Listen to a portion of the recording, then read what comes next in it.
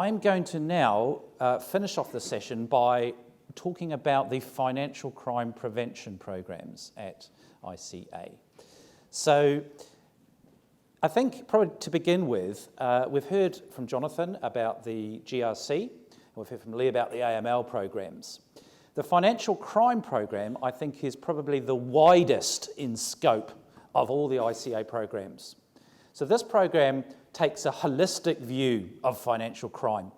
So it covers fraud, it covers bribery and corruption, it covers market abuse, market fraud and insider dealing, cybercrime. It touches on AML, terrorist financing and sanctions, but at a higher level and in less detail than the AML qualifications. So one of the key debates for people often is which course is right for me. Is it FCP? Is it GRC? Is it AML?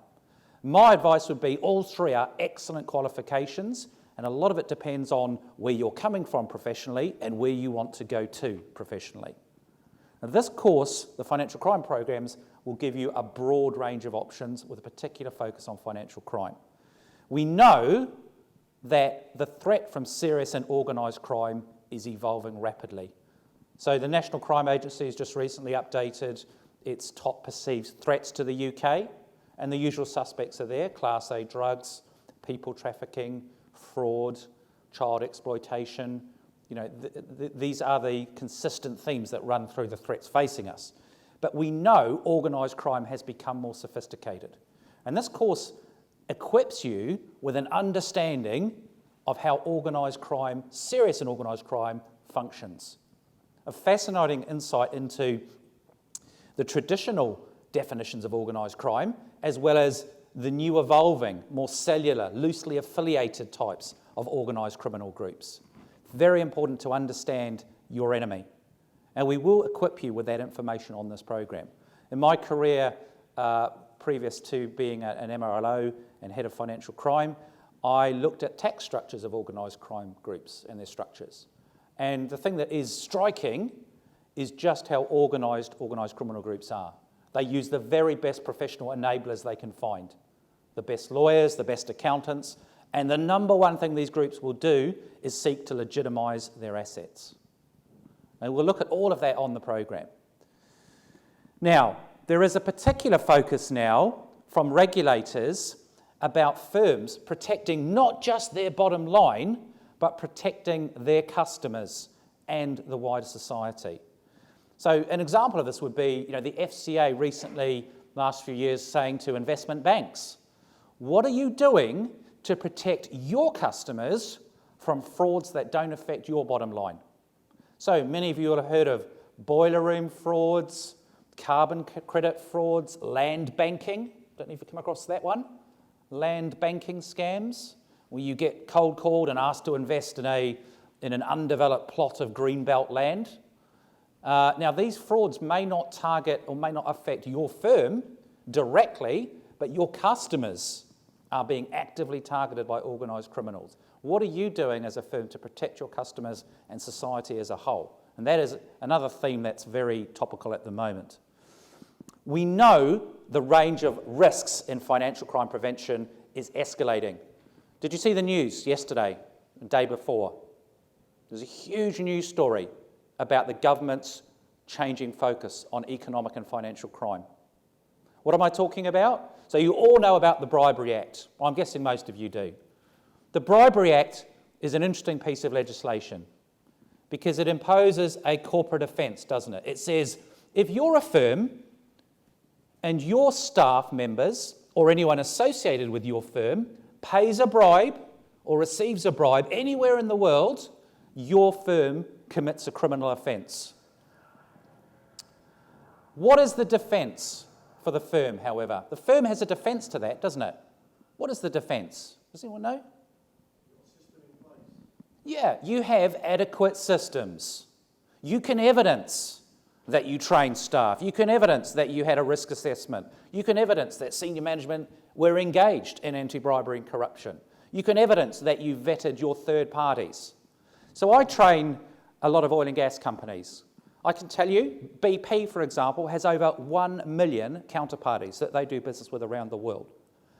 BP spends a huge amount of time evidencing that they've done due diligence on those counterparties. How does your firm evidence this? Now, the Bribery Act is what it is. We've had it since 2010.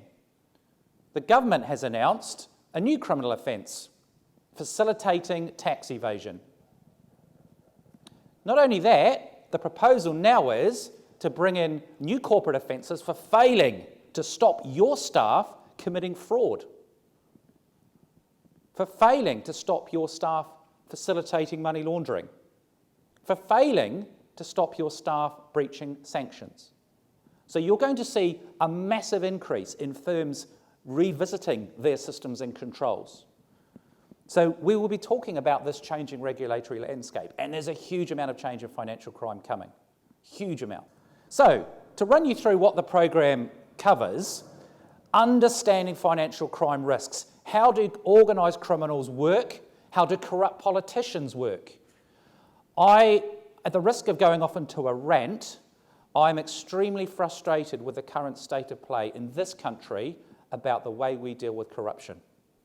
Some of you will be aware one of David Cameron's parting acts was to sanction a piece of legislation that effectively says, take it easy on PEPs. You all know PEPs, politically exposed persons. These poor old individuals who are in the House of Lords or slumbering in the backbenches of Parliament, the banks have been awfully mean and cruel and asked them embarrassing questions about the source of their wealth, the source of their funds, etc., because they are PEPs. The UK government has passed a law which now requires the FCA to give guidance to banks about how to go easy on domestic PEPs effectively, to make sure you don't ask them too many embarrassing questions, you don't overdo it. And what's more, we must bring in a formal complaint process for these poor old politicians if they feel embarrassed. Now, I think we've got someone from the FOS here, haven't we? Financial Ombudsman Service. So forgive me, is there not already a complaint system in this country? Anyway, the point is, while this wonderful, brave new piece of legislation has been passed, the amount of illicit capital hemorrhaging out of developing countries is getting worse year after year after year. What, 10% at least, according to some of the recent figures. And where is a lot of that illicit capital still flowing? As Lee mentioned, it's flowing into London and the wider UK. That is what we should be stopping, not worrying about some old duffer in the House of Lords being slightly embarrassed. I told you I was going to go into a rant. That's it, over. Sorry, calm down. Lee's telling me to calm. Right. But the point is we will look at some of these risks, some of the theories around financial crime. We'll look at, I think, a very interesting area, the behavioural and psychological profiling of criminals. Now, you may say, well, this is all very interesting, it's very theoretical. The largest ever internal fraud I dealt with was a multi-million-dollar pound, I should say, procurement fraud. And the classic behavioural characteristics were all there. They were all there. So while you might say, yeah, this is interesting, this case study is very interesting, my goodness, the themes that we learn about on this course are real and they work. And we will talk about how to take those profiling approaches and embed them in your controls. Very interesting, understanding how fraudsters, criminals, and corruption as well takes hold. We'll look at specific fraud typologies. The course is designed to appeal to both the regulated sector and the public sector and non-regulated. So, for example, we look at business frauds. Has anyone here heard the term teaming and lading? Yeah? So teaming and lading is a very common fraud around invoicing and receiving payments. The term comes from the days when coal used to be delivered around on carts and streets. And the workmen delivering the coal, as they went past their house, would throw off a few bags of coal. But because there was so much demand for this coal, the carts were going 24 hours a day, and the sacks that were being thrown off were not missed. And this fraud still exists, but it exists in the modern commercial context. We'll talk about procurement fraud. We'll talk about HR frauds. Okay, we'll talk about all of those frauds and how to combat them. But we'll also talk about financial services frauds. We're going to have a look at an example in a minute, mortgage fraud, which is a topic very dear to my heart. I've done a lot of work on fighting mortgage fraud, and we can learn a lot from what the financial services industry has done well and spectacularly failed to do in the last 10 years on mortgage fraud. Credit card fraud, banking fraud. You know, I could bore you with the various types of frauds we'll look at. Bust-out fraud, many of you will have heard of that. You know, what I would call a lulling fraud. The fraudster lulls a bank into a sense of complacency. This is a good customer. This customer is transacting normally. We're going to give them some more facilities, credit, overdraft. The minute that's given by the bank systems, they bust out and they max out their overdraft, write out loads of checks and disappear. And we'll talk about all these different frauds and how they work, okay? Bribery and corruption, fascinating subject. I think probably one of the most important subjects the ICA speaks about. Now, we do have a lot of focus on this, both in terms of systems and controls, and also the concept of extraterritorial law. So we look very much at the US approach to ABC as well, under the Foreign Corrupt Practices Act. We look at what scenarios actually look like. And the real risk for me with bribery and corruption is not what everyone gets hung up on, which is gifts and hospitality. The real risk is your third-party relationships. That's where the vast majority of significant bribery cases hit. So how do you manage those relationships with those middlemen, those people who are out there winning deals on your behalf? And we'll talk about that a lot on the course. Very interesting area. We'll look at some of the massive corporate frauds in the past 10, 15 years. What is striking when you actually look at the academic research into big corporate business frauds, you know, you'll have all heard the roll call of infamy, Parmalat, Enron, WorldCom, and the striking thing is, in all of these frauds, there are themes, aren't there? Consistent themes. The failure of internal and external auditors to do their job properly. Bizarre, strong, aggressive personalities. Sounds a cliche. It's like reading a fraud textbook, isn't it? We've all probably worked with difficult, awkward people, Lee, haven't we? But we know that difficult, awkward people sometimes are difficult and awkward for a reason. And we'll look at quite a few case studies highlighting that fact. One of my personal favourites is a case we look at involving a gentleman called John Rusnak. I don't know if you're familiar with this case. If you're ever going to have to give a training course on what to look for with fraud, this case has it all, okay? This is a guy that became the golden boy of AIB Bank, Forex dealer. And his career was based on a fraud. He lied. His basic theory was that the US dollar would fall against the Japanese yen. And he dressed it up with a load of smoke and mirrors, but that's basically what his trading strategy was. And for a while, the markets went in his favour. And he made a vast amount of money for his bank. But then the market started to turn. And rather than accept those losses, he had faked all his hedging deals. In fact, when they eventually arrested him, the FBI, they found a laptop with a folder on it, you know, the little folder icon, and it was headed up fake docs. And what he'd done is he'd gone to a mailboxes, etc. shop, you know, those little shops you can go into, and he'd hired a fax machine using a fake passport. And he was faxing through faked up headed sheets from other firms confirming his hedged deals. So while the bank's risk exposure apparently was here, because the hedging deals didn't exist, their risk exposure was here. Now, the compliance function, the auditors, 13 times they picked up inconsistencies with his paperwork, problems with his behaviour, his aggressive behaviour, and they escalated that 13 times to senior management. Now, who did senior management side with? Did they side with the compliance function, or did they side with the golden boy? Who do you think? The golden boy. And after a while, the compliance function gave up. Okay? Now, we're going to look at maybe some of the challenges there, but that case has got everything. It's got the personality, it's got the bullying. He convinced his IT department to put his trading software on his laptop so he could trade from home. Now, we'll look at IT controls and separation of duties, all of these fraud controls, but we'll anchor them back into case studies in the practical real world. Because You will read some of these case studies and you will not believe them, but they happen again and again. Year after year, we see the same patterns and we learn from them, or we should learn from them, okay? So, very interesting area. Electronic crime and data security. I know somebody who every Friday, her job involves going out, standing in the parking lot of her office and watching as the shredding people shred the paper. Does anyone else have to do this? That's exciting. That is data security, isn't it? I train in different buildings all around the world. Some buildings, I can stroll in. When I finish training, they say, oh, thanks, Becca, you can show yourself out. And I'm just left to frolic barefoot through fields of customer data, frolicking merrily as I go. Other firms, it takes me 45 minutes to get in the door, through security checks. You yourself see this. I'm sure you see inconsistencies in your own building sometimes.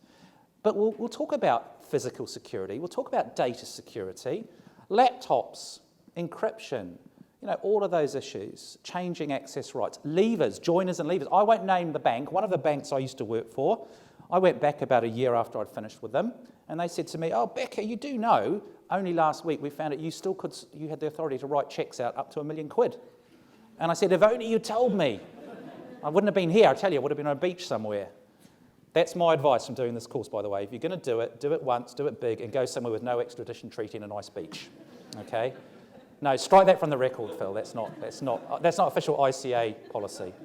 But in all seriousness, we do look at how these people think. Okay? And electronic crime and data security is a core part of this. So part of the course is looking at the emerging, what are called vectors of electronic crime. So what we're not doing on this course is giving you in-depth IT knowledge, but we're giving you enough knowledge to ask the right questions of the IT guy. So I'll give you an example. So, for example, some of you will be involved in migration of systems, maybe, as a financial crime practitioner in your firm. So maybe you have a new client relationship management system being imported into your firm. You need to be right at the heart of that process. So when a consultant comes in from an IT background and tells you that they have to run a test on the data, your job is to say, do you really need live customer data? What access will you have? How will we monitor what this consultant does? Because there have been so many examples of people abusing those access rights.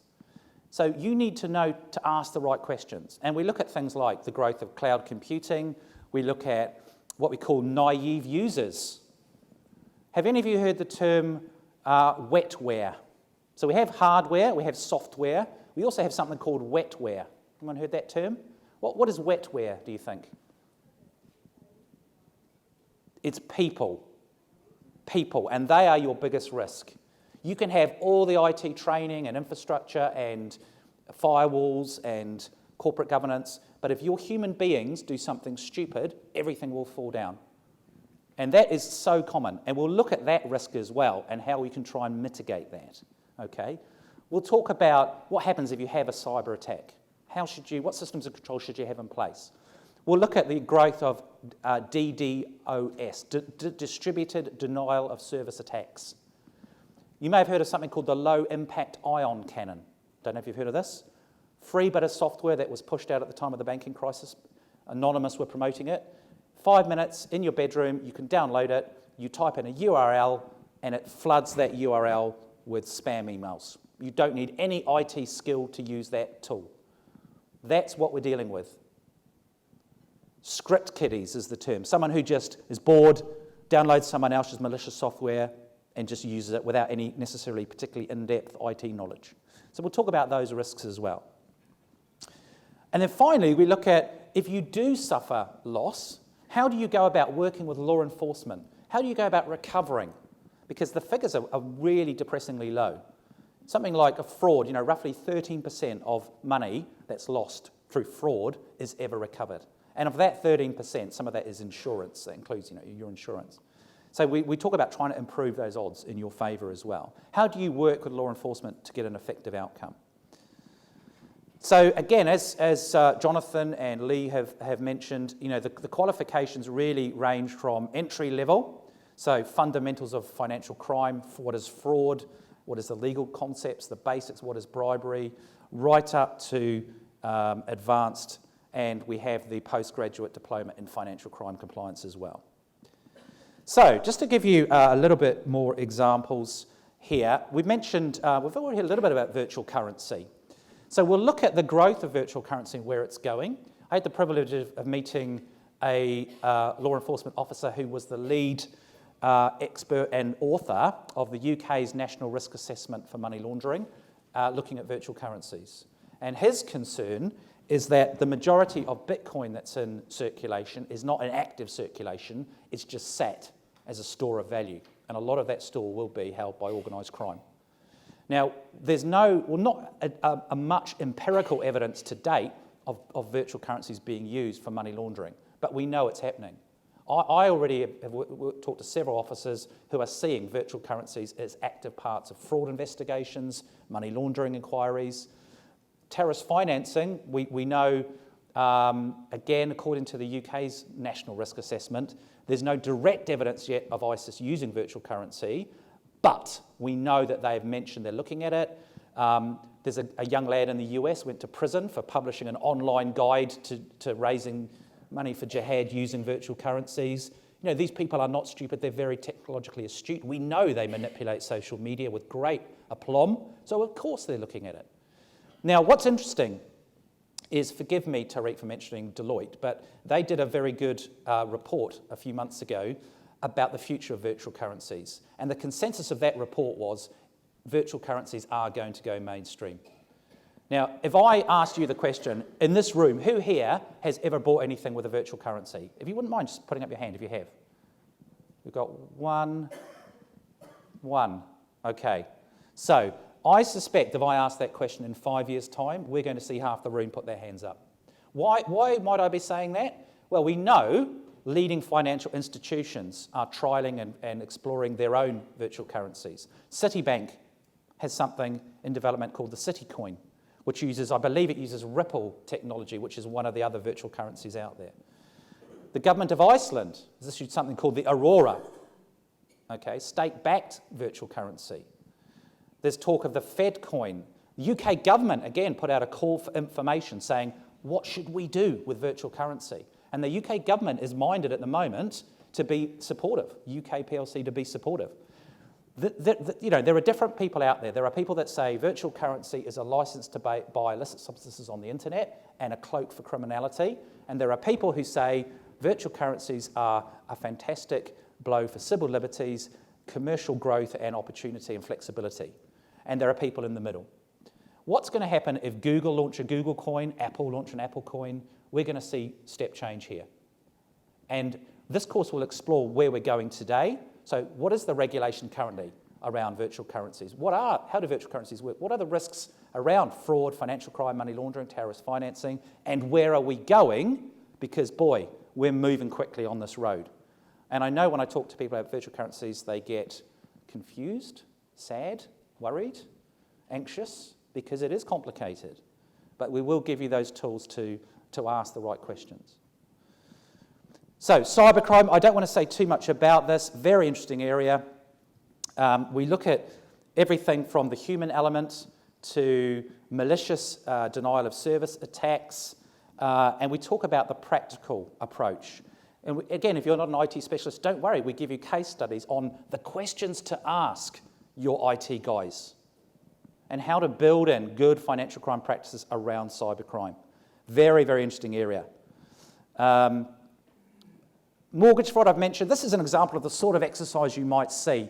So we look at, at the height of the banking crisis, we know that a lot of it was driven by mortgage fraud. In fact, many people believe it's the main driver for the credit crunch. We know that the banks have all lost hundreds of millions of pounds from organised mortgage fraud. You go to any big city in the UK, you will see a big tower, new build development. You know the sort of place, you see them advertised with the billboards, don't you? There's always a handsome male model, he's in his pyjamas, he's reading the paper, and there's a glamorous woman squeezing orange juice in the background, fresh orange juice, you know what I'm talking about? This is the aspirational inner city living. Behind that billboard, however, you will now find semi-derelict, half-tenanted buildings populated by all sorts of interesting characters. Okay? Now, we know that those buildings have been used on a huge scale by organised mortgage fraud rings. And the thing about mortgage fraud we can learn from is the targeted and systematic way they exploited the weaknesses in the financial system, because they knew enough about those weaknesses. And the banks were way too slow to respond.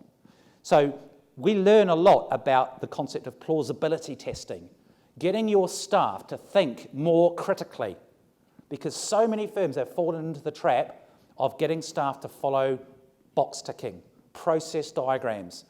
When you actually step back and look at your 18-year-old customer who is buying their first house in Edinburgh, but they live at home with mum and dad in London, and they're a self-employed IT consultant earning £120,000 a year, you would think that would cause a bank to stop, wouldn't you? And say, what's going on here? Wasn't always the case. And we'll talk about everything from that boring old subject, management information. How do you spot these fraud attacks before they explode? How do you train your staff? What judgments do you need to make? How do you retrospectively look for fraud and financial crime attacks? How do you verify the other people you're dealing with, like lawyers and accountants, to make sure they're not bad people? How do you share intelligence with other firms and regulators and law enforcement? Again, I wish I had more time to talk to you, but a big focus of the course is about sharing intel. And there's a lot of work going on at the moment, isn't there, sharing financial crime intelligence in the UK. We talk about that on the course as well. Just briefly then, I know Andy's down here as well, and Andy Clark can talk to you about this qualification as well. The Advanced Certificate in Fraud Management. This is one of our new courses, a mid-level qualification focused on the practical elements of fraud prevention. Full of really interesting artifacts and case studies, looking at how to investigate fraud, how to respond to fraud, and how to make sure your controls are appropriate. Really, really interesting and innovative program. So I don't want to say too much about that really, but a fantastic new program. Again, the syllabi are all available for these programs online, and I believe you have materials as well. So again, we have them at various levels. So again, if you're agonising over which level is right for me, please do talk to myself or my colleagues from ICT and ICA, and we can give you lots of information on that as well.